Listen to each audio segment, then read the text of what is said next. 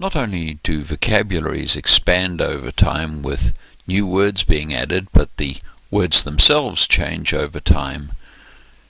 It's difficult to realize sometimes that some words have been around for millennia. The same word essentially has been part of the vocabulary of a language for longer than its recorded history. Other words have changed, and we get used to having words being stable, but nevertheless they do change. Some people object to vocabulary items changing, and they write letters to the editor of newspapers complaining that particular words no longer mean what they did, or something about them has changed. They're no longer being pronounced the way they did when the person writing was young, and so forth. Linguists are interested in change, but they tend not to try and make judgments about whether that's good or bad. It just happens. This change over time is partly a result of the fact that the moment that a word comes into a vocabulary, it tends to take on some idiosyncrasy, some peculiarity.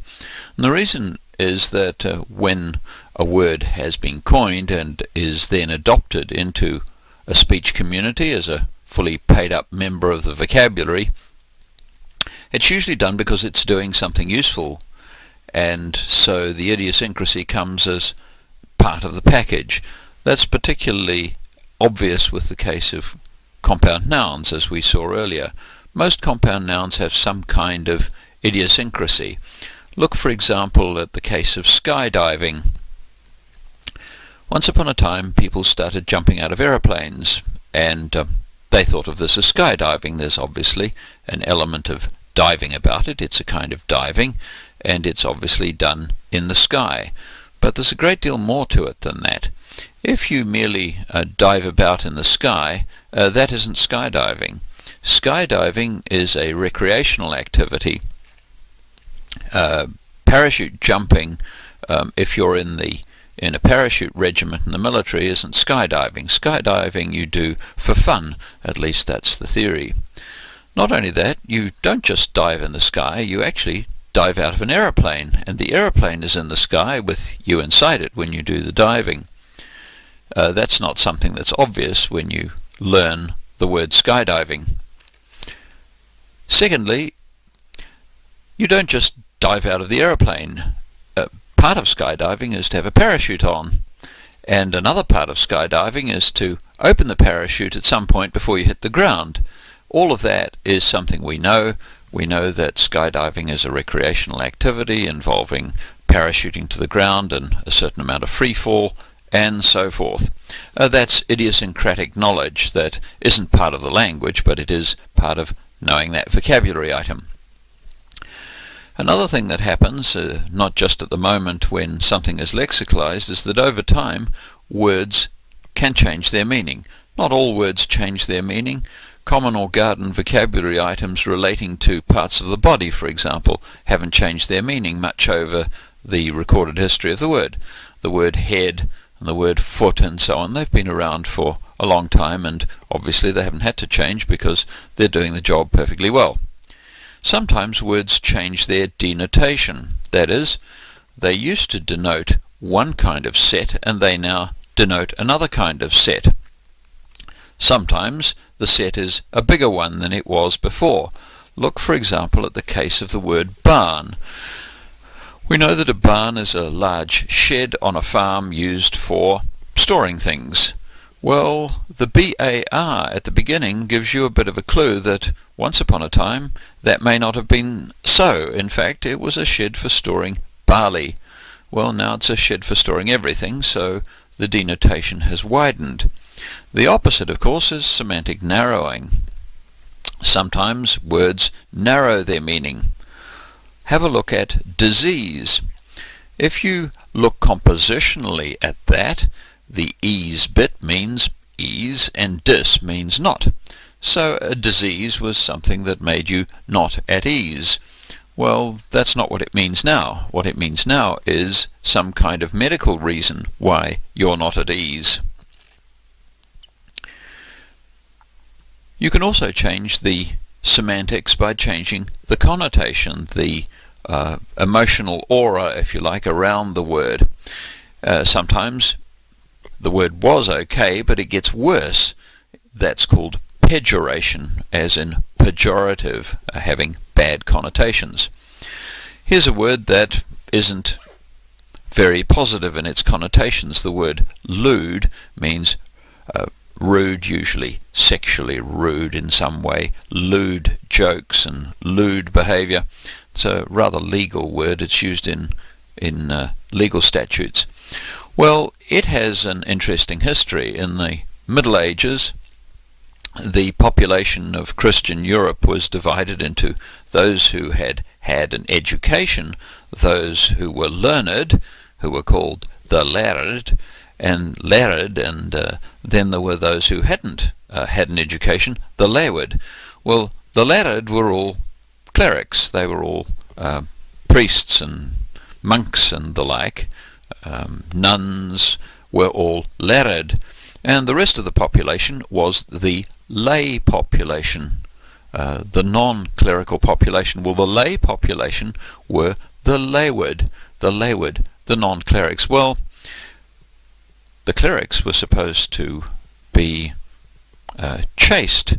Poverty, chastity and obedience was what they were up to, whereas the non-clerics, they could be involved in all sorts of other activities that the clerics weren't. Well, the clerics didn't maybe think well of that, and so lewd gradually came to have bad connotations, whereas previously it had just been the lay people. Sometimes the opposite happens, and words that had a poor connotation end up with a better one.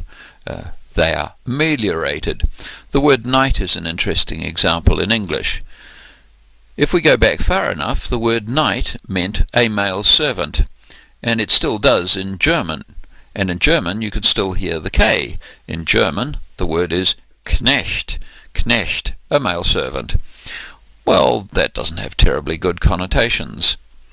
In the middle of the Middle Ages, knights became rather more important because their lords became important, and knights came to be chaps with armour and handsome and castles and so forth, and that rather improved things. So in the late Middle Ages, knights of the realm were considered rather splendid.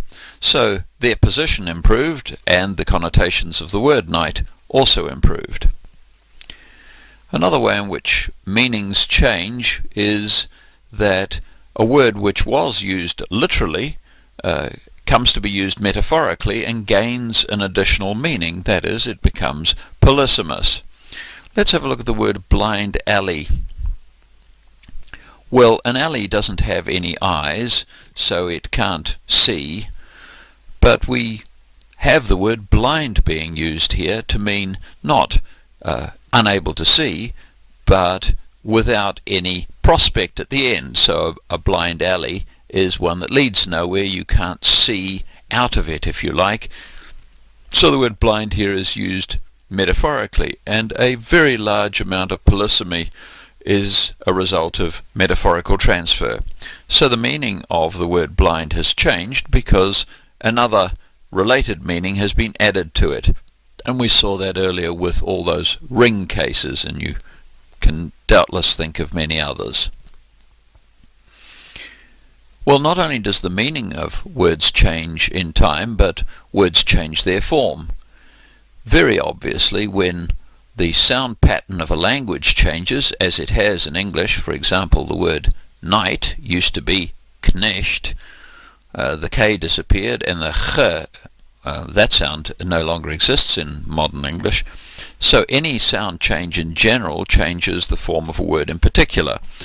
But there are other changes of form that are more peculiar, idiosyncratic, related to individual words.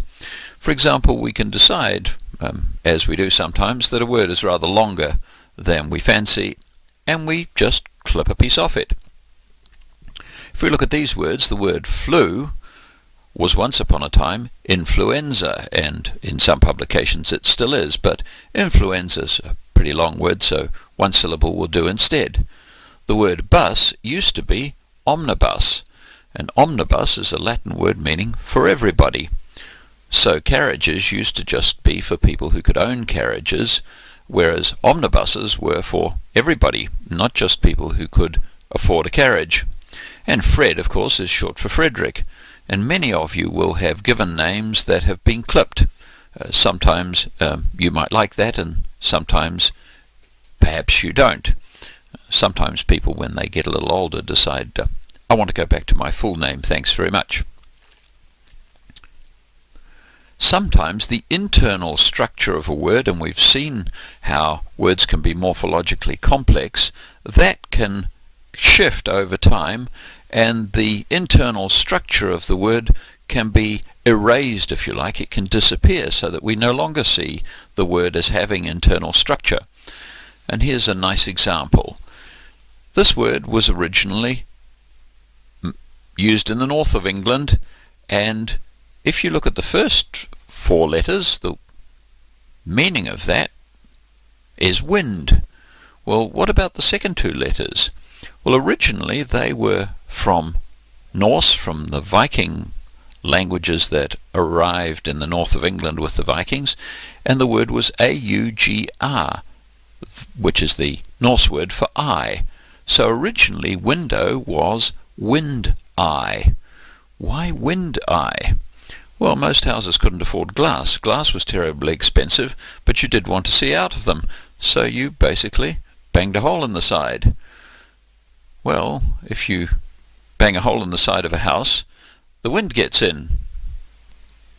So, wind eye, the eye for the wind.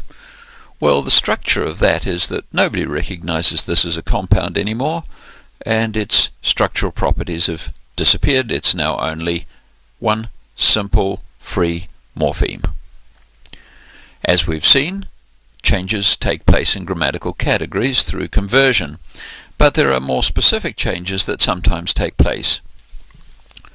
Remember that there are proper nouns, the real names of real people and places with capital letters on them. Well, sometimes these proper nouns come to be common nouns when they're used for something associated with the person. The diesel engine is named after a chap whose name was Diesel. The bowler hat, the bowler, was named after a hatter, Mr. Bowler. And so now we have a bowler with a small b, when originally it was associated with Mr. Bowler with a capital B. And by the way, just as an aside, you know why there are Mad Hatters? Hatters cured pelts with poisonous substances, mercury in particular. And so when you use mercury for long enough, it vaporizes when it's warm, and you end up with mercury poisoning, and that makes you go slightly bonkers. So, unfortunately, Mr. Bowler, who made the bowler hats, usually out of beaver pelts, may in fact have been slightly mad. Well, we've now talked about adding to the vocabulary in the variety of ways that we can. We've talked about changes that take place in the vocabulary, but it also happens that words disappear from the vocabulary. If that happens in a language which is not written down, and the last person forgets a particular word, then the word is gone for all time. However, in the case of written languages, the word sort of sticks around in old versions of the writing. There are lots of words that we can still regard as parts of English because they are written in books, although nobody would use them anymore. And here's an example, and it's not that long since that these words were used. Of the various types of carriages now in vogue, and remember we have to find out when now is, the Victoria in its many varieties of form is the most popular, accompanied as of necessity by the double Victoria, sociable, brougham, landaulet, and landau. Well, all of these were obviously the proper names of varieties of carriage. Most of you haven't a clue what a Victoria is. A sociable sounds rather nice. a landaulet is probably a little landau, and a landau must be a big landaulet. Well, I don't know what any of these are except the landau, because the landau sometimes comes out when the royal family in Britain have a special occasion. It's an open carriage that looks rather like a pram. It has very large wheels, and people sit in this large pram facing each other. There are two seats on opposite sides, and sometimes going down the Mall you can see the royals sitting in this large pram waving to each other, and it's, instead of having just one canopy, it has two in case it rains. Apart from that, I've no idea what any of these are. To all intents and purposes, the words have disappeared from English, except for the people who love carriages, and I'm sure that there are people who are well up on carriages. I'm not one of them. Well, this is taken from the 10th edition of the Encyclopaedia Britannica, which was published around the turn of the 19th and 20th centuries. So, in 100 years, these words have pretty much disappeared. So what we've basically been able to show is that words have histories. They have a life of their own. It's important to think that words are things we might respect because they're older than us, most of them. They've been around for ages. They have a life of their own. They don't ask to be uttered. They don't ask to be in dictionaries. They're very peaceable on their own, but they have a history. And some of them have a much longer history even than the English-speaking peoples. They've been around for thousands of years. Maybe some of them were uttered by the first people who ever spoke 150, 200,000 years ago. Obviously they've changed. They're not the same as they were. Their history is called their etymology. Every word that exists, every lexical item has a history. Maybe it was only made up yesterday. Maybe it was made up 5,000 years ago by someone. Speakers don't know what this history is. We haven't a clue about the history of words. We have to look it up. It's not the case that in your dictionary every word has a little chronological label on it saying invented 5000 BC. We just don't know what that history is. But in some cases we can look it up. There's a dictionary, and we'll have a look at the etymology in dictionaries in a little while.